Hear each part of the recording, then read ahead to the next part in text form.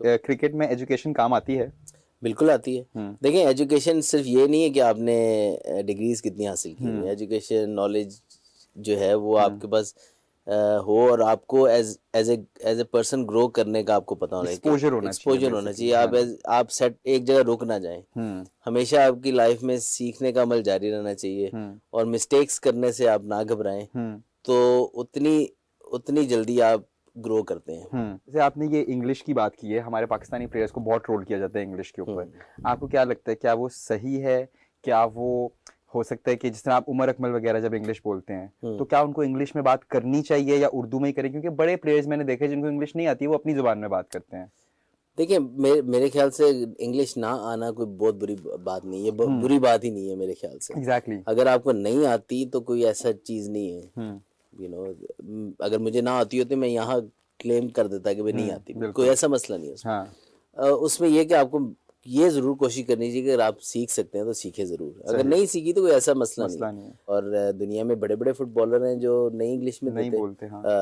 अगर आप Cristiano Ronaldo के पहले इंटरव्यूज निकालने तो उनसे नहीं बोली जाती थी, अब आहिस्ता आहिस्ता उन्होंने इतना एक्सपोजर हुआ है वो बोलना शुरू हो गए। इस तरह मेसी को मैंने बहुत कम देखा है इंग्लिश में उर्दू, वो तो इतने टॉप के प्लेयर्स हैं वर्ल्ड के, तो कई टेनिस प्लेयर्स इतने नहीं बोल रहे, स्पेनिश हो गए अब, लेकिन वो एक्सपोजर ट्रैवल कर करके फिर आज से हमारे टाइम के 90s के टाइम के जो क्रिकेटर्स थे जी वो उनको भी नहीं आती थी, वो भी गांवों से उठ के आए हुए थे, बट इतना ट्रैवल कर करके देव लर्नड इट और वो अच्छी बोल लेते हैं। वो उनके बोलने का मैं आपको बताऊं कि वो इसीलिए बोल रहे हैं कि वो उन्होंने घबराया ही नहीं कि वो मिस्टेक कर रहे हैं। और जब आप इंग्लैंड में या कहीं ऐसी कंट्री में रहते हैं जहाँ उनको पता है इसकी फर्स्ट लैंग्वेज नहीं है, मदर लैंग्वेज नहीं है, और उससे वो मिस्टेक कर रहा है, वो उसको ये नहीं करते उसको ट्रोल करे, उसको वो हेल्प आउट करते हैं, बल्कि उसको अप्रिशिएट करते हैं वो इतनी भी बोल रहा है। एग्जैक्टली। अच्छा अजहर भाई, मुझे बताया आपको अपनी पहली इंटरनेशनल इनिंग्स याद है?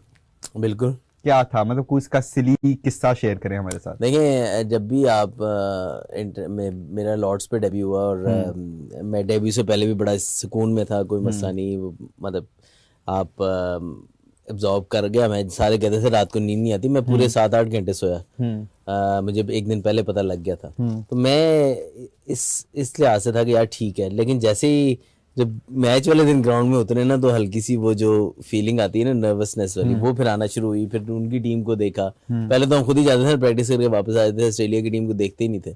वो उस दिन वो भी आई, सारे दोनों वार्म अप कर रहे हैं, तो आहिस्ता आहिस्ता ना वो फिर वो लॉर्ड्स की जो वाइब है थोड़ी सी वहां पे ना, वो जब क्राउड ना आपस में बात करता है तो ऐसे लगता है बी जैसे होती है ना, उस तरह करके साउंड आती है। तो वो एक जो है ना आपको, मुझे वो बहुत ज्यादा कर रही थी, जैसे कहते हैं ना स्टमक बटरफ्लाइज जैसे फील होते हैं, उस तरह होना शुरू हो गया। उसके बाद चले फील्डिंग आ गई, तो करते करते बैटिंग आई ना, तो ऑब्वियसली थोड़ी सी टांगी शांगी कांप रही थी। ऑस्ट्रेलिया की टीम आ गई और रिकी पॉन्टिंग उनका कैप्टन था, एक बाउंसर हुआ है, तो उसके बाद उसने आगे जब फील्ड सेट करनी शुरू कर दी आगे, तो वो काफ़ी ज़्यादा प्रेशराइज करते हैं यंग प्लेयर्स को स्पेशली। तो यस नर्वसनेस थी, स्पेशली जब मैच शुरू हुआ था थोड़ा सा।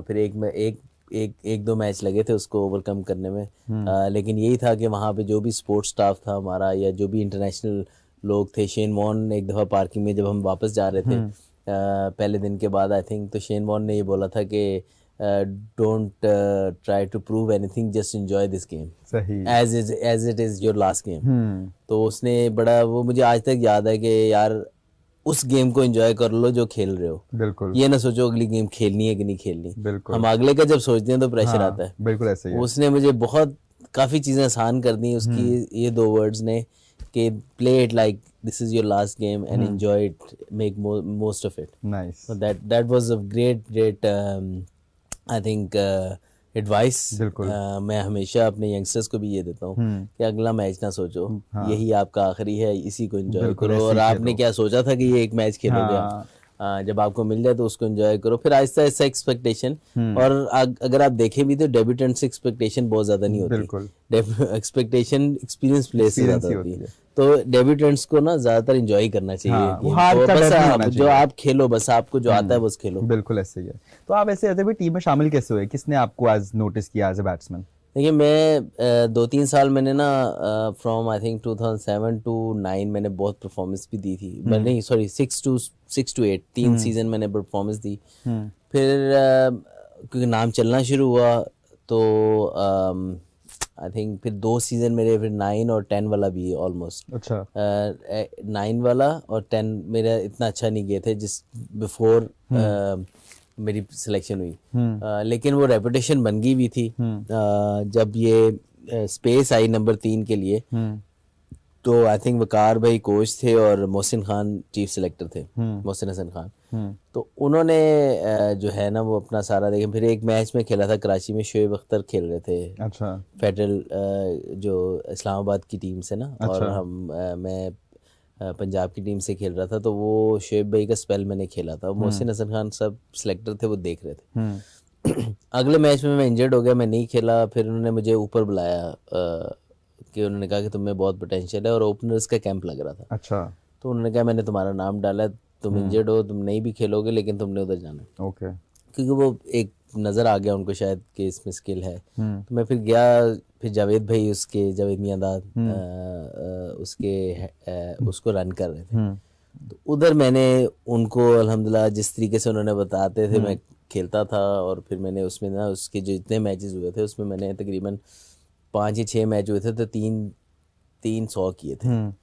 तो बस उधर से उन्होंने भी रिकमेंड किया। फिर वकार भाई को ने भी जितने बॉलर से पूछा कि जी डोमेस्टिक में नंबर 3 ओपनर कौन अच्छा है, तो सबने ऑटोमेटिकली ये अल्लाह की तरफ से मेहरबानी है कि उन्होंने नाम लिया मेरा। फिर मैच के लिए बुलाया, वहाँ पे भी मैंने परफॉर्म कर दिया। तो वो एक है कि उस 2 सालों में मैंने कोई ज़्यादा परफॉर्म नहीं किया हुआ था। लेकिन अच्छी चीज़ ये थी मैंने श्रीलंका के खिलाफ 100 किए थे साइड मैच में। फिर पाकिस्तान का एक प्रैक्टिस मैच हुआ था आपस में, शोएब भाई वगैरह पूरी पाकिस्तानी बॉलिंग लाइनअप के अगेंस्ट मैंने 75 वनडे में किए थे। तो वो एक था कि हाई क्वालिटी के अगेंस्ट मैंने रन्स किए थे जिसकी मुझे एडवांटेज मिला। और ये सब को टेक्निकली मैं बहुत पसंद आया था। अच्छा। जिसके बाद फिर वो बनते बनते रेपुटेशन फिर आगे यूनुस भाई और यूसुफ भाई पे बैन लगा हुआ था। ओके। तो एक स्पेस क्रिएट हुई भी थी। अच्छा। तो वो इंग्लैंड में फिर डेब्यू हो गया मेरा। नाइस। आपको अजहर भाई बहुत ज्यादा क्रिटिसाइज भी किया जाता है, लेना प्लीज थोड़ा सा लें। हाँ हाँ ले लें। अच्छा, तो आपको स्लो खेलने पे क्रिटिसाइज किया जाता था, आप उसके साथ कैसे डील करते थे?